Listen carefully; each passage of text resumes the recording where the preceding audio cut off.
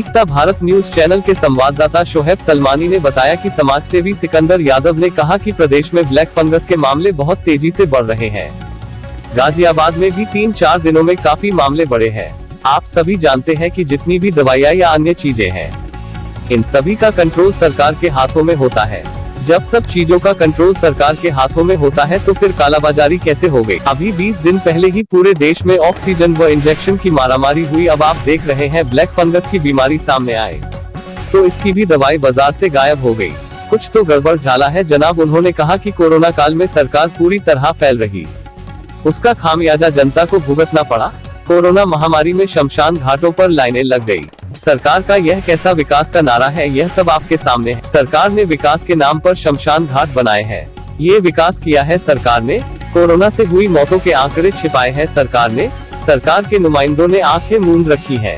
जनता को राम भरोसे छोड़ दिया है। जनता जनार्दन है, इसका जवाब वो बहुत जल्द देगी। देखिए मीडिया से मुखातिब होते हुए प्रसिद्ध समाजसेवी सिकंदर यादव ने क्या कहा। मेरा नाम सिकंदर यादव है, मैं गाजियाबाद से हूँ और समाज में छोटी मोटी सेवा के रूप में सक्रिय हूँ। देखिए जी, ये जो फंगस के मामले बड़ी तेज़ी से बढ़ रहे हैं और गाजियाबाद में मैं देख रहा हूँ कि पीछे 3-4 दिन में काफ़ी केस आ गए। एक डेथ आप बता ही रहे हो। मेरा इस पर मानना, देखिए ये जितनी भी ड्रग्स या दवाइयाँ हैं, इनको कंट्रोलिंग सारी गवर्नमेंट के पास होती है।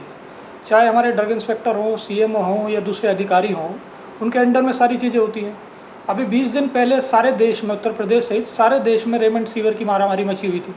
जो आज ब्लैक फंगस के लिए आप बात कर रहे हो, वही बात रेमडेसिविर के साथ हो रही थी। 700 रुपये का इंजेक्शन, 40-40 हज़ार रुपये का बिका ब्लैक में। और उसके बाद क्या हुआ, अभी कुछ दिनों पहले ICMR ने ये घोषणा करी कि रेमडेसिविर को उससे इलाज से निकाल दिया जाए, लाइफ सेविंग ड्रग नहीं है। अब देखिए, अब ये ब्लैक फंगस की बात आई, जैसे ही ये बीमारी चली है वैसे ही इसकी दवाई की भी कालाबाजारी शुरू हो गई। तो मेरा मानना है इसके लिए, इसको कंट्रोल करने के लिए सरकार की ड्यूटी है, सरकार की जिम्मेदारी है, वो दवाई उपलब्ध कराएं। परसों प्रधानमंत्री जी का बयान था कि दुनिया में कहीं भी अगर ब्लैक फंगस की दवाई है तो भारत लाई जाएगी। और भारत में जो दवाई है वो पेशेंट्स को मिल नहीं पा रही, पैसे देने के बाद में नहीं मिल पा रही। तो मैं मानता हूँ ये गवर्नमेंट की, सिस्टम की, सरकार की फेलियर है। एक चीज़ आप देखें सिकंदर जी, अभिभावक बहुत ज़्यादा चिंतित है सरकार के डिसीजन से। सरकार बोर्ड एग्जाम कराने की तैयारी कर रही है।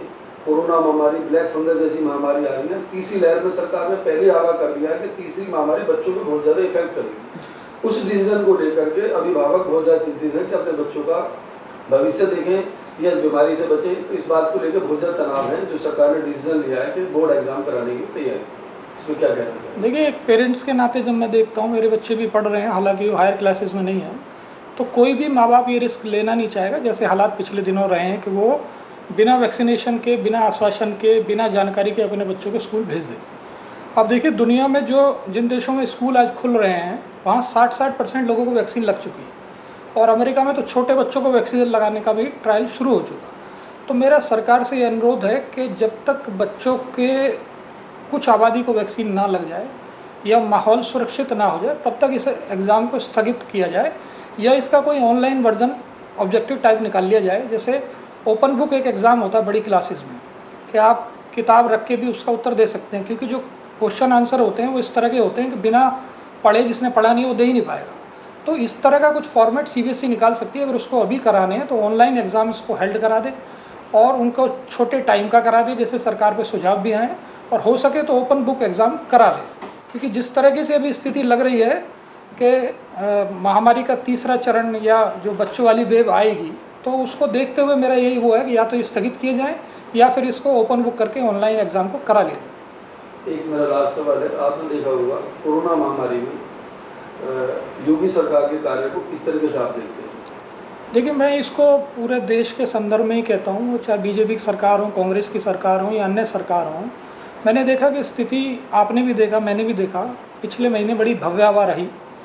और मैं तो आपको और आगे की बात बताऊं कि भारत का जो मिडिल क्लास है उसको पिछले 7 सालों से एक सपना दिखाया जा रहा था कि भारत विश्व गुरु बनेगा, ट्रिलियन की इकोनॉमी भारत की हो जाएगी, स्मार्ट सिटीज़ बन जाएंगी और ट्रंप हमारी वोटों से जीतेंगे। कभी हाउडी मोदी हो रहा था, कभी नमस्ते ट्रंप हो रहा था, तो कभी हम चाइना से टक्कर दे रहे थे, लड़ रहे थे।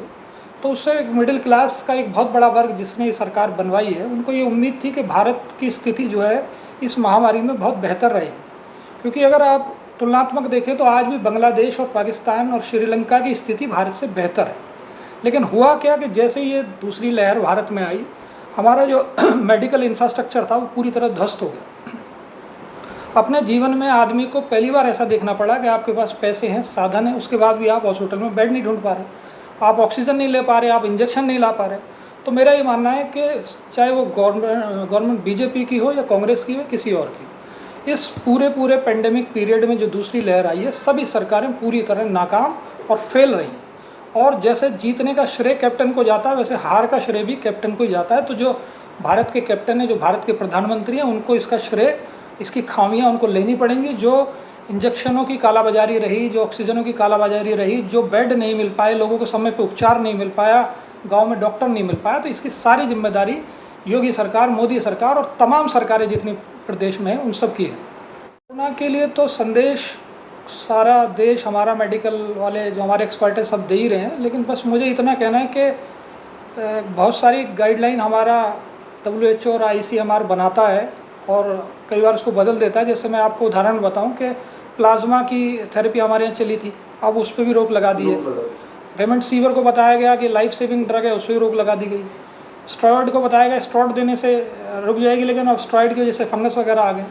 तो मेरा ये मानना है कि हमें कुछ प्राकृतिक एलोपैथी के साथ साथ प्राकृतिक दवाइयाँ, चिकित्सा पे भी ध्यान देना होगा, आयुर्वेद की तरफ। जैसे उदाहरण के तौर पे मैंने बहुत सारे लोगों को देखा जो ये दवाइयाँ ले रहे थे। अब जैसे कोरोना की कोई दवाई तो है नहीं, उसमें आपको जिंकोविट दी जा रही है, पैरासीटामोल दी जा रही है, विटामिन C दी जा रही है, इसी से आदमी 90% रिकवर कर रहा है। अब इसके साथ साथ वो अगर काढ़ा भी पी लेता है, आयुर्वेदिक चीज़ें भी कर लेता है, तो उसको फ़ायदा होता है। तो मेरा ये मानना है कि हमारे जो पुराने देश में प्राचीन समय में जो विद्याएँ थीं, आयुर्वेद में तुलसा है, गिलोय है, अश्वगंधा है, इन चीज़ों का भी सेवन अगर हम इन दवाइयों के साथ साथ करेंगे तो उसका हमें फ़ायदा होगा। बहुत बहुत धन्यवाद।